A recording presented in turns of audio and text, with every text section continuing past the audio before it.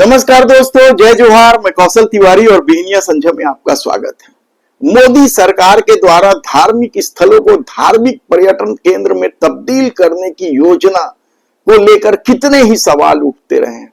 पर्यावरण से लेकर दूसरे मामले भी सामने आने लगे हैं। तो मनमाना वसूली, जो भक्त हैं दर्शन करने जाते हैं उनसे दर्शन के एवज में मनमाने फीस भी वसूला जाता है। इसके अलावा जो आसपास की दुकानों में मिलने वाली सामग्रियां की कीमत को लेकर भी सवाल उठते रहे। लेकिन अब जो वृंदावन से खबर आ रही है कि किस तरीके से एक भक्त जो बांके बिहारी का दर्शन करने गए थे अपने सपरिवार के साथ, उसके साथ किस तरीके का व्यवहार हुआ है। जबकि उत्तर प्रदेश में डबल इंजन की सरकार है, योगी की सरकार है, उसके बाद भी यदि हिंदू दर्शनार्थियों के साथ इस तरह का व्यवहार होने लगे तो आप सोचिए कि सत्ता क्या सिर्फ कुर्सी में बंधे हुए हैं? क्या उन्हें आम लोगों की कोई चिंता नहीं है? सबसे पहले तो आप इस भक्त की कहानी को नितिन शुक्ला ने अपने ट्विटर हैंडल में प्रदर्शित किया है। आप भी सुन ले भक्त की कहानी, किस तरीके से दुखी मन से वह सब कुछ बता रहा है अपने साथ हुई घटना। जय श्री राम। नमस्कार मेरे सभी हिंदू भाइयों।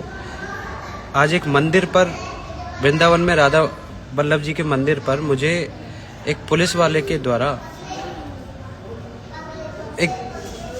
मैं इतना अटकता नहीं हूँ लेकिन मैं बताता हूँ। आप यहाँ पे वृंदावन में कभी भी अपने परिवार के साथ तो आना ही मत, क्योंकि एक तो स्पेशल चार्ज ये लोग करते हैं कि भाई 1100, 2100, 5100 रुपये आपको दर्शन, वीआईपी दर्शन के देंगे। दूसरे में अगर आपके पास वो पैसे नहीं है तो आप, अभी आपने हाल में न्यूज़ सुनी होगी जहाँ पे आप बांके बिहारी जी के मंदिर में दुर्घटना घटी, 4 लोगों की मौत हुई थी। कुछ दिनों पहले हमने न्यूज़ देखी थी और वो उन लोगों की मौत हुई थी जो लोग पैसे जिनके पास नहीं है। मतलब इस देश में हमारे हिंदू भाइयों के लिए मंदिरों, मतलब जो दूर दूर से मंदिरों के दर्शन करने आते हैं, अपने आराध्य देवों के दर्शन करने आते हैं और बिना दर्शन करे वो वापस चले जाते हैं। क्योंकि इसलिए वो वापस चले जाते हैं क्योंकि उनके पास वो वीआईपी के लिए जाने के लिए पैसे नहीं होते। मैंने अभी कल तो बांके बिहारी जी के मंदिर में मैं अपने परिवार के साथ में बच्चों को दर्शन कराने लेके गया। बीच रास्ते से मैं वापस आया, बड़ी मुश्किल से दर्शन हुए और हम पीछे से वापस आ गए। मेरे और किरण के बीच में एक महिला थी, बुजुर्ग महिला, जो कि बेहोश हो गई थी, आंखें निकल के इतनी बड़ी बड़ी आ गई थी। उनको बड़ी मुश्किल से हमने वहां पे निकाला और वापस उनको शांति आई, बच गई वो, नहीं तो हमारी आंखों के सामने वो मरती।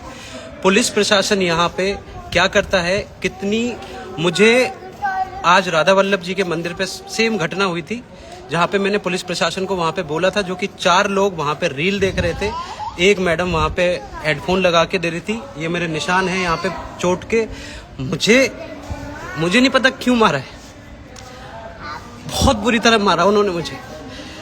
मतलब मैंने, और देखो जिन हिंदू भाइयों के लिए हम आवाज उठाते हैं वो एक भी नहीं सुन रहा। मैं उनको कह रहा हूँ कि अगर ये इतने पुलिस वाले कहीं मंदिर पे मस्जिद पे कर देते तो वहां से कोई कॉलर पकड़ के खींच के नहीं ले जाने देता अपने बच्चों के सामने। आप देखिए हमारी स्थिति क्या है इसमें। मैं, भाजपा सरकार है, हमारी सरकार है, मैं बड़ा दुखी हूँ। मैंने सोचा नहीं था कि मेरे नव संवत की शुरुआत इस तरीके से होगी। मतलब मैं आपसे इतना निवेदन कर सकता हूं कि मेरी पोस्ट मैंने डीएम, कलेक्टर को, यहाँ के डीजीपी को, मैंने सबको वो भेजी है, ठीक है। मैंने ट्वीट किया है, मैंने न्यूज़ में भी मैंने उनको लाइव किया है, मेरे पास वीडियो भी है, मेरे पास चोट के फोटोज भी है। आपसे निवेदन इतना है कि इसको शेयर तो कर दो यार। वहां तो आपने क्या हिंदू एकता है वो दिखा दी। जिन हिंदुओं के लिए हम अब रैली निकालेंगे नव संवत में, और यहाँ पे आके कोई हिंदू को हिंदू नहीं पहचानते, ये तिलक क्या है ये बताओ। अगर कोई पुलिस वाले के सामने, मैं कह रहा हूँ कि मैंने उस महिला को बचाया है, भाई आप क्या कर रहे हो, आप थोड़ा सा यहाँ तो हो जाओ। उतने में मेरी कॉलर पकड़ के, तूने ठेका ले रखा है, अभी तेरे को पट्टा पड़ते। तो वो मुझे अपने अधिकारी को सामने मंदिर प्रांगण से एक अकेले कमरे में लेके गया। मैं 2 स्टार 3 स्टार वहां पे उपलब्ध थे अधिकारी, उनके सामने मैंने बोला देखो साहब मेरी कोई गलती नहीं है, ये मुझे चोरों के जैसे मेरे साथ क्यों बर्ताव कर रहा है, जो कि मेरे परिवार के सामने, समस्त हिंदू समाज के सामने? ऐसा क्यों? मैंने यहाँ पे बॉम्ब रखा है, मैंने किस तरीके की कोई अभद्रता की है, क्या किया है? राधा वल्लभ जी के मंदिर में 10:35 का वीडियो आप निकलवा के देखिएगा। कोई भी हिंदू संगठन, आरएसएस, बजरंग, तो क्या धार्मिक पर्यटन के इस दौर में पुलिसिया अत्याचार या मनमाने वसूली चलते रहेगी?